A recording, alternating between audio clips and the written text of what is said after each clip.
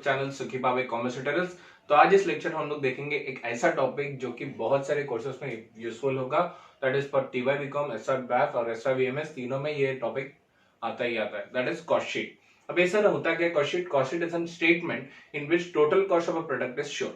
यानी कि कोई भी किस्म का प्रोडक्ट बना रहे हो तो उसमें कॉस्ट कितना लगता है, यानी कि किस्म के जितने भी सारे कॉस्ट है उसको आप बाइफरकेशन करके एक किस्म का सिस्टमैटिक वे में अरेंज करोगे। That is said to be a cost sheet. अब ये सर होता क्या है, कैसे करना है वो देखेंगे अभी। सर कॉस्ट होता है, जो एक्सपेंसेस होता है वो आपको बाय नेचर उनको अलग करने पड़ेंगे। बाय नेचर यानी कि कैसे? डायरेक्ट नेचर और एक इनडायरेक्ट नेचर में। जैसे फॉर एग्जांपल एक्सपेंसेस जो होंगे, एक्सपेंसेस आपको डायरेक्ट नेचर के भी हो सकते हैं और इनडायरेक्ट नेचर के भी होंगे। अब डायरेक्ट एक्सपेंसेस डायरेक्ट नेचर यानी कि क्या? जो आपके प्रोडक्शन में डायरेक्टली यूज हो रहा है, और इनडायरेक्टली यानी कि क्या? आपको यूज हो रहा है लेकिन डायरेक्टली यूज नहीं हो रहा। फॉर एग्जाम्पल आपको डायरेक्ट एक्सपेंसेस को भी तीन में बांट सकते हो, मटेरियल, लेबर एंड एक्सपेंसेस, और इनडायरेक्ट को भी तीन में बांट सकते हो, मटेरियल, लेबर एंड एक्सपेंसेस। यानी कि डायरेक्ट मटेरियल यानी कि क्या? फॉर एग्जाम्पल मैं एक शर्ट बना रहा हूँ, शर्ट में मेरे को जो डायरेक्टली यूज हो रहा है दैट इज फैब्रिक होगा, मटेरियल में थ्रेड होगा और बटन्स होंगे। ये सारे के सारे किस में आएंगे? Direct materials.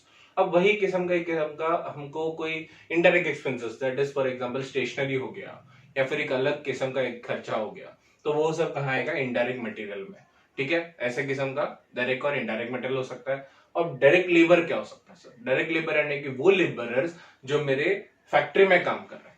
ठीक है, फैक्ट्री में 50 लेबरर काम कर रहे हैं, उनको मैंने खर्चा वेजेस दिए, तो वो आएंगे मेरे डायरेक्ट लेबर्स में।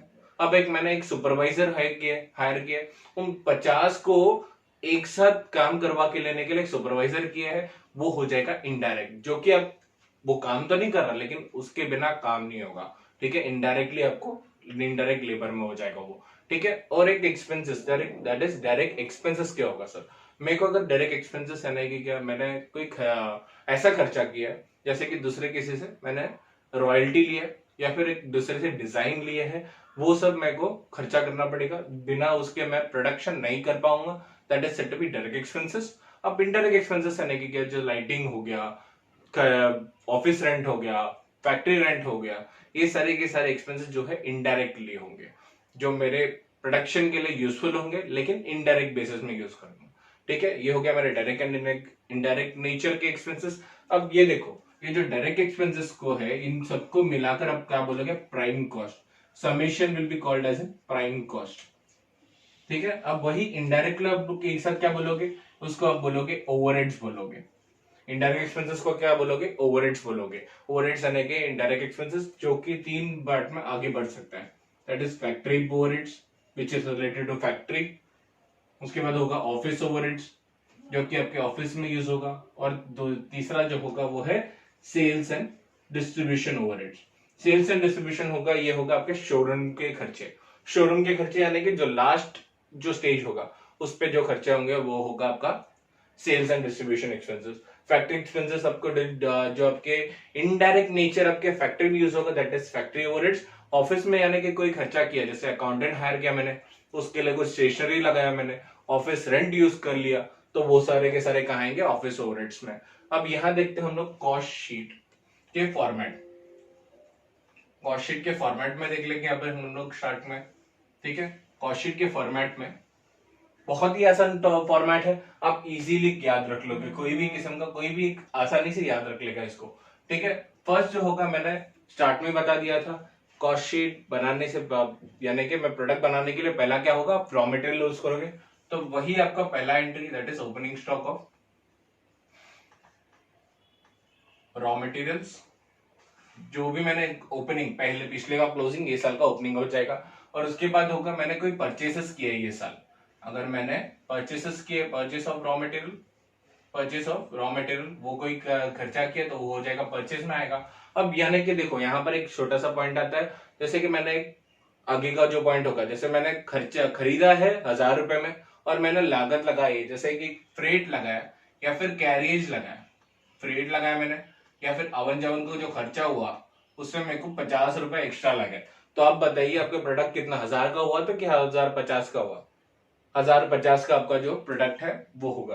ठीक है। अब इन दोनों को आपको वापस एक और चीज ऐड करना पड़ेगा परचेस के बाद। जो भी आपके खर्चे होंगे, दैट इज फ्रेट हो गया, कैरियज हो गया, आवन जावन का जो भी खर्चा है वो आपको यहाँ डालोगे। ठीक है, इसका टोटल कर लोगे यहाँ पर। अब उसमें से कुछ लेस भी करना पड़ेगा ना सर, तभी तो पता चलेगा हम लोग को डायरेक्ट मटेरियल कितना यूज हुआ है। ठीक है, लेस करेंगे हम लोग। वो होता क्या है लेस, यानी कि बोल सकते हो क्लोजिंग स्टॉक लेस करना पड़ेगा हम लोग यहाँ से। Closing stock of raw material जो है आपको लेस करना पड़ेगा। लेस कर दिया सर मैंने। क्लोजिंग स्टॉक यानी कि जो आपके रॉ मटेरियल से बच गया है, ऐसा तो नहीं है ना सारे के सारे मटेरियल मैंने यूज कर लिए, कुछ तो बच गया होगा, तो वो आप कहाँ डालोगे, closing stock of raw material में। नेक्स्ट होगा आपको एक और चीज जो ज्यादातर यूज नहीं होता लेकिन आपको याद रखना पड़ेगा, सेल ऑफ वेस्ट।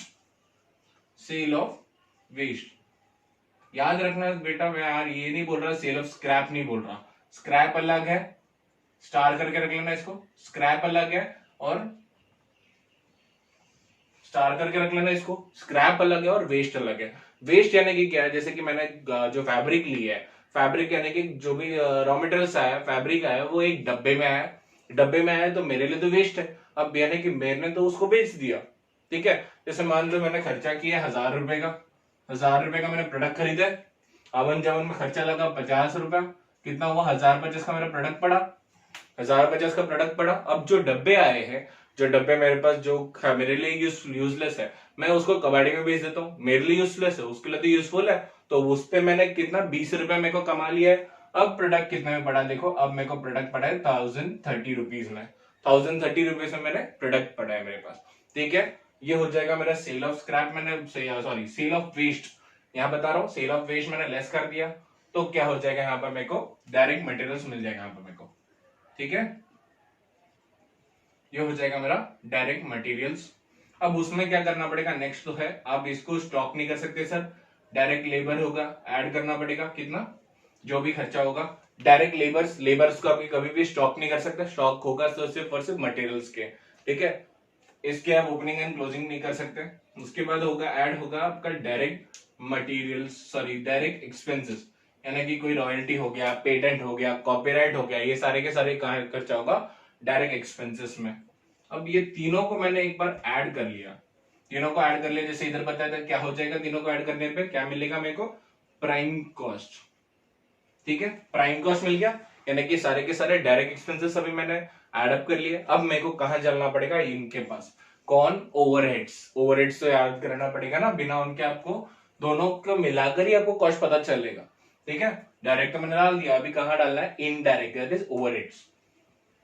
अब स्टार्ट करते पहले तो है आप स्टार्टिंगली एक किस्म का एक असेंडिंग ऑर्डर में जाओगे, दैट इज फर्स्ट आपको कहां होगा, फैक्ट्री ओवरहेड्स, यानी कि फैक्ट्री से निकल आएगा ना, फर्स्ट तो होगा आपका फैक्ट्री के खर्चे, फैक्ट्री के खर्चे ऐड करना पड़ेगा, क्या होगा फैक्ट्री ओवरहेड्स, जो भी खर्चे आपने वो डाल दिए। अब यहाँ क्या होगा, इन दोनों को जो खर्चे हो प्राइम कॉस्ट में से आपने एक बार फैक्ट्री ओवरहेड्स, फैक्ट्री ओवरहेड्स के क्या, फैक्ट्री के रेंट, फैक्ट्री में फ्यूल यूज किया आपने मटेरियल के लिए, और फैक्ट्री के लिए कोई आपके किस्म का सुपरवाइजर को पैसा दिया है, मैनेजर को पैसा दिया है, तो वो सारे के सारे खर्चे कहाँ आएंगे, फैक्ट्री ओवरहेड्स में। अब प्राइम कॉस्ट में मैंने फैक्ट्री ओवरहेड्स ऐड अप कर लिया है, तो क्या मिलेगा मेरे को, gross works cost, gross works cost आया, यहां पर मैंने लिख लिया। अब नेक्स्ट को क्या नोट करना, ऐड करना पड़ेगा, ये बहुत इंपॉर्टेंट है, WIP। मटेरियल के 3 टाइप हो सकते हैं, opening sorry raw material, work in progress और लास्ट में होगा फिनिश गुड्स। तीनों आपको याद रखना पड़ेगा। जैसे फॉर एग्जांपल रॉ मटेरियल यानी कि क्या, जो अभी स्टार्ट ही नहीं हुआ है, वर्क इन प्रोग्रेस यानी कि क्या, आधा बनकर आधा बचा हुआ है बनना, जो फिनिश गुड्स क्या यानी कि क्या, रेडी टू सेल।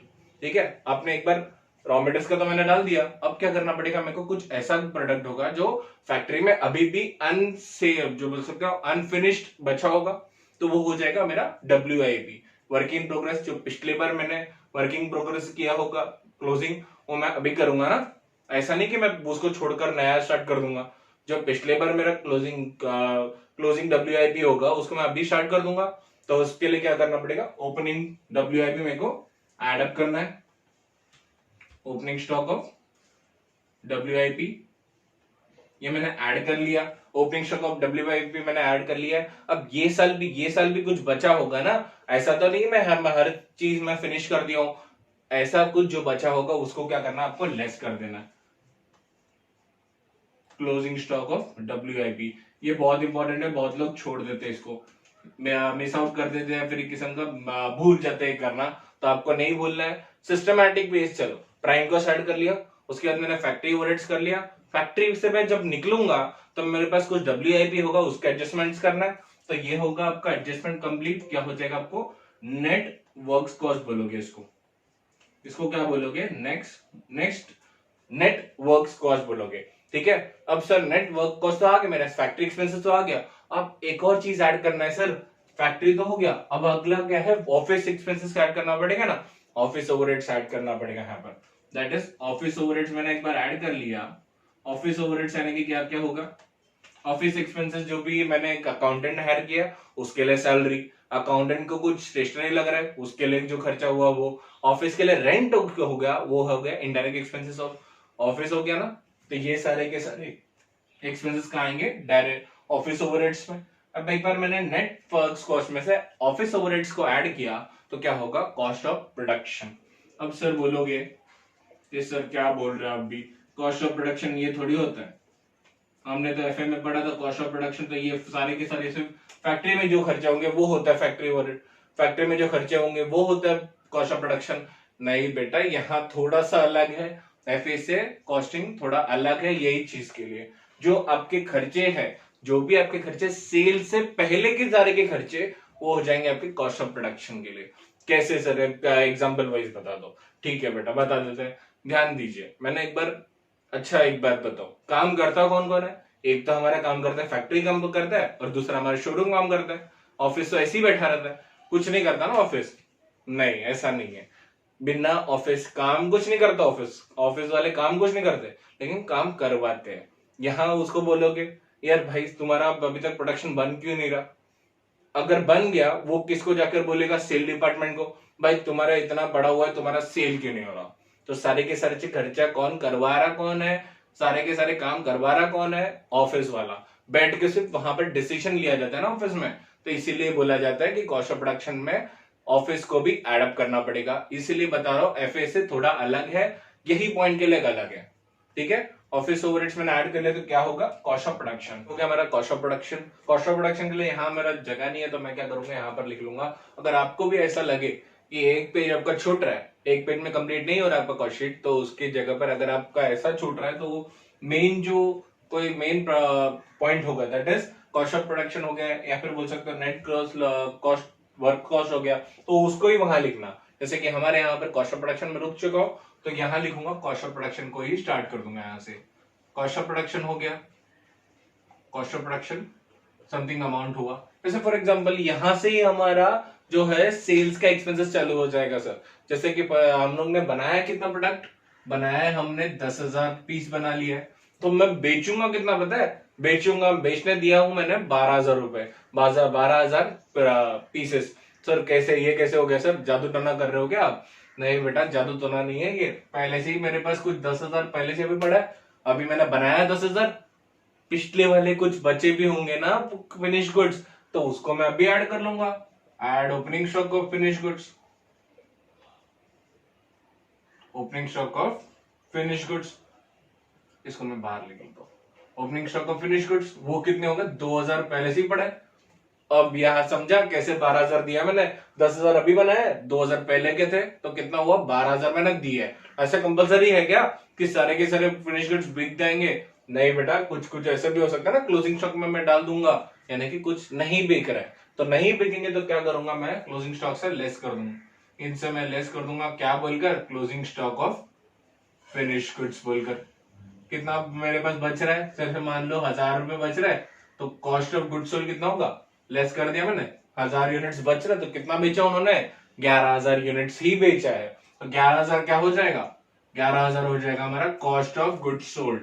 सर देखो आप फिर बोल रहे हो कॉस्ट ऑफ गुड्स सोल्ड यहाँ आएगा, हाँ बेटे बता तो रहा हूं आपको, FA से हमारा कॉस्टिंग अलग है। FA में हमारा जो कॉस्ट ऑफ गुड्स सोल्ड था वो ट्रेडिंग में ही हो जाता था, जैसे कि यहाँ पर सारे खर्चे जो खर्चे हैं वो उसको सेल से डेबिट में से लेस कर दो तो आपका कॉस्ट ऑफ गुड्स सोल्ड आ गया, सारे के सारे खर्चे हो जाएंगे, कॉस्ट ऑफ गुड्स सोल्ड आपका क्रेडिट ट्रेडिंग में आ जाता। यहाँ आपको अलग है, क्योंकि आपको वहां पर यहाँ जो कॉस्ट शीट में है वहां आपका ऑफिस ओवरहेड्स भी तो ऐड हो रहा है, ठीक है।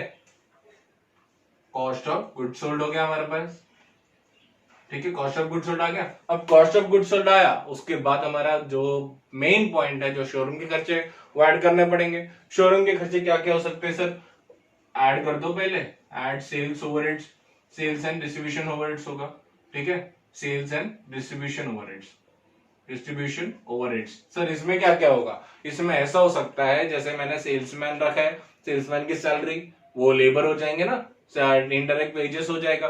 अब वही मैंने मटेरियल्स यूज कर रहा हूँ, जैसे कोई प्रमोशंस के डाल रहा हूँ, या फिर एक किस्म का पैम्पलेट यूज कर रहा हूँ, एक किस्म का मैंने इवेंट्स रखा है उसमें मैंने ब्रोशर यूज किया है, तो वो हो जाएंगे मेरे मटेरियल्स। और कोई खर्चा हो गया जैसे एक्सपेंसेस, यानी कि मैं अभी एक लाइव एग्जांपल देता हूँ।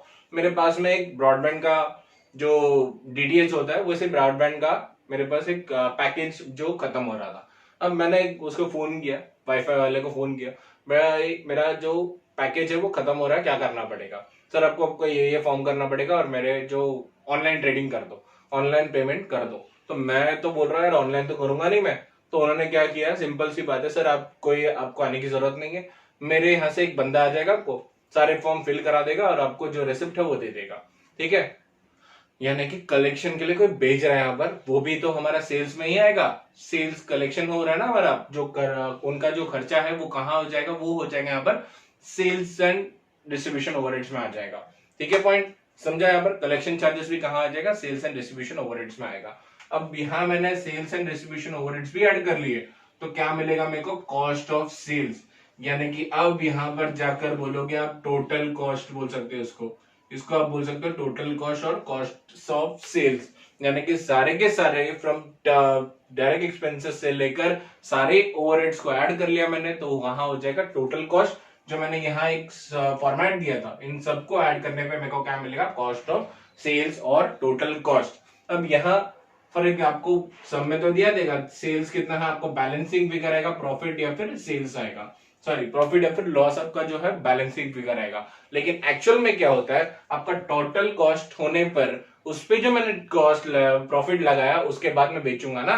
जैसे मान लो ये टी शर्ट जो मैंने बोला, रेमंड्स की शर्ट है, मैं बनाता हूँ, बढ़िया है, रेमंड की शर्ट है, कॉस्ट पड़ी 400 की, 100 रुपए मैं अपने खर्चा लगाऊंगा, अपने प्रॉफिट लगाऊंगा, करूंगा है ना थोड़ा खर्चा, थोड़ा तो मेरा इनकम होना चाहिए ना, थोड़ा 400 रुपए बना रहा हूँ, उसमें मेरे को 100 रुपीज भी प्रॉफिट नहीं आया, लागत मिली नहीं मेरे को प्रॉफिट में, तो क्या फायदा मेरा, ठीक है। यही तो मैं बता रहा हूँ आपको, कॉस्ट शीट बनाते क्यों है, to estimate the sale value of an any product, ठीक है। टोटल कॉस्ट पता चल जाएगा, उस पर आपको थोड़ा आपके प्रॉफिट बना लो, आपका प्रॉफिट लगाकर सेल कर दो, तो आपको क्या मिलेगा, selling price of a product मिल जाएगा ना। तो यही तो है मेन पॉइंट, क्या करोगे। अब यहाँ इसको कंप्लीट कर लेते हैं, हमारे पास सेल दिया है, क्वेश्चन में आपको क्या दिया होगा, सेल्स दिया होगा, तो यहाँ पर आपको प्रॉफिट आपका जो होगा बैलेंसिंग फिगर होगा, ठीक है। हमेशा ज्यादातर तो प्रॉफिट ही होता है, कोई भी किस्म का आपको कोई ऐसा तो नहीं दे रहा, कोई सेल में तो कोई बेचेगा नहीं, तो क्या होगा, आपका प्रॉफिट ही होगा, ठीक है। ये हमारे पास प्रॉफिट आ गया, तो ये हो गया हमारा कॉस्ट शीट। तो ये बनाते क्यों है सर, ये बनाते हैं आपके selling price of any product को एस्टिमेट करने के लिए, कि मैंने खर्चा कितना किया है, मेरे को कितना इनकम आ रहा है, उस पर मैं सेलिंग लगाऊंगा ना। 100 की प्रोडक्ट बनाई मैंने, अब 50 या फिर 40 बनाऊंगा, डालूंगा ही ना प्रॉफिट के लिए। अब उसके बाद जो एड अप करने के बाद 100 + 40, तो मेरा प्राइस का प्रोडक्ट का प्राइस कितना डालूंगा, 140 रुपीज, ठीक है। वो 140 रुपीज बनाने के लिए मैं यहाँ पर इतना बड़ा एक किस्म का खर्चा मेंटेन कर रहा हूँ, that is cost sheet maintain. तो guys that's all for today's lecture. आगे के लेक्चर हम लोग देखेंगे प्रैक्टिकल सम्स और कॉस्ट शीट। तो ठीक है गाइस, ये लेक्चर बिल्कुल फ्री ऑफ कॉस्ट है, उन लोगों तक बिल्कुल पहुंचा देना जो कि अफोर्ड नहीं कर पाते हैं। तो ठीक है guys, like share and comment और सब्सक्राइब करना नहीं भूलना, आपकी एक शेयर किसी की जिंदगी बदल सकती है। Thank you and have a nice day.